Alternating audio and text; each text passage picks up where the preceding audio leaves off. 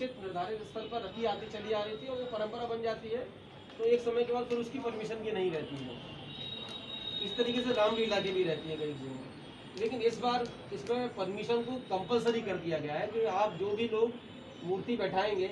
रामलीला का आयोजन होगा तो उसके लिए कंपलसरी रूप में आपको उसकी अनुमति लेनी होगी। पहली चीज़ तो ये है।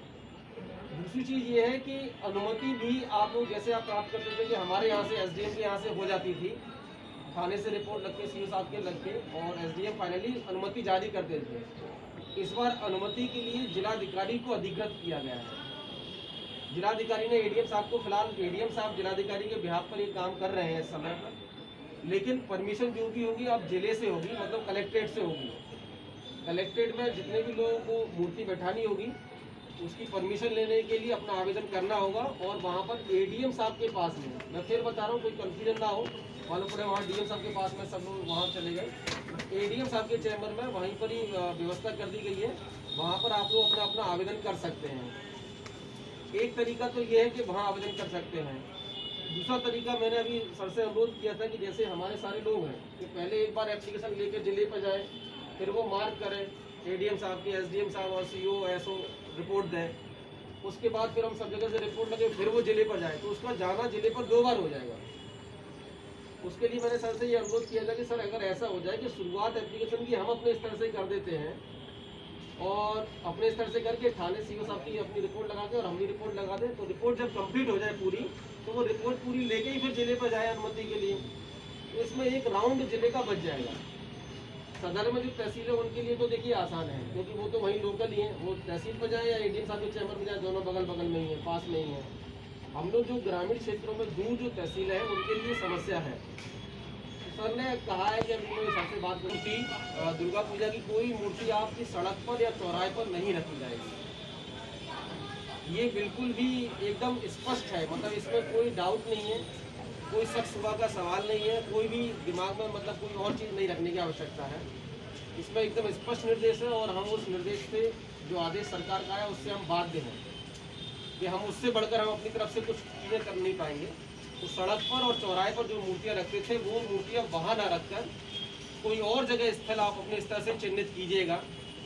और कोशिश कीजिएगा कि ऐसे स्थल को आप चिन्हित करें जो कि खुला हो, खुली जगह में खुले कोई ग्राउंड हो, जो सड़क किसी सड़क पर या किसी चौराहे पर ना हो।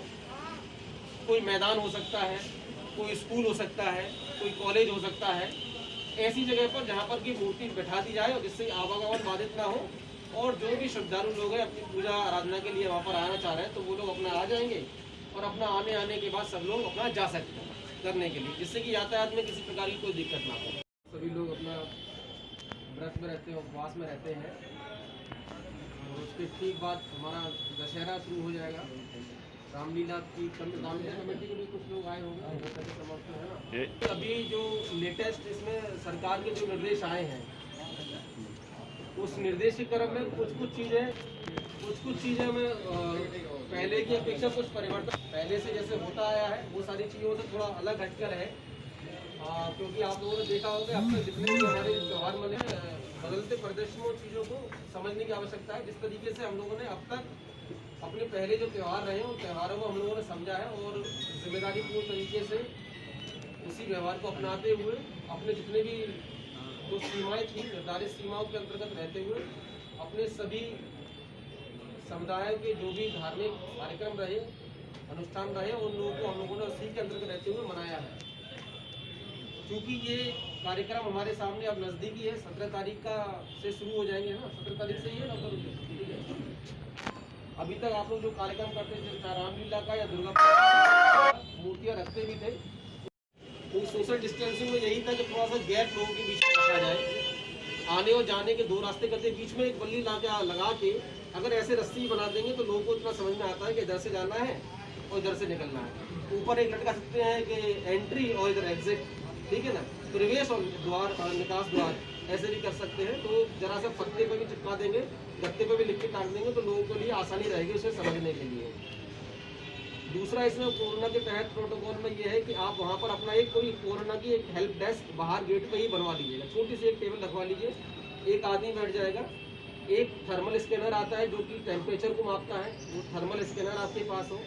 सैनिटाइजर आपके पास में हो, कम से कम अंदर घुसे तो कम से कम एक बार सैनिटाइज उसके हाथ हो जाए। और तीसरी चीज़ है कि आपके पास मास्क पर्याप्त मात्रा में रहे। जैसे अगर कोई श्रद्धालु अगर आता है, दर्शन करने के लिए आता है, उसके पास मास्क नहीं है, तो आप अपने कार्टन में से एक मास्क को निकाल के दे दें और वो उसको फिर वो इस्तेमाल करें उस दौरान। मेन इसमें क्योंकि मैं बेसिकली अगर आपको समझ पा रहे हो, उसमें कंसेप्ट तो यही था कि सरकार मतलब चीज़ें पूरी तरीके से बंद कर दिया था क्योंकि लोगों के स्वास्थ्य को मद्देनजर रखते हुए। लेकिन जब धीमे धीमे जब इकोनॉमी की और बाकी सारी चीज़ें, हमारी स्थिति थोड़ी थोड़ी सुधरने लगी, तो ये कहा था कि बाकी सारी चीज़ों को जब अनलॉक कर रहे थे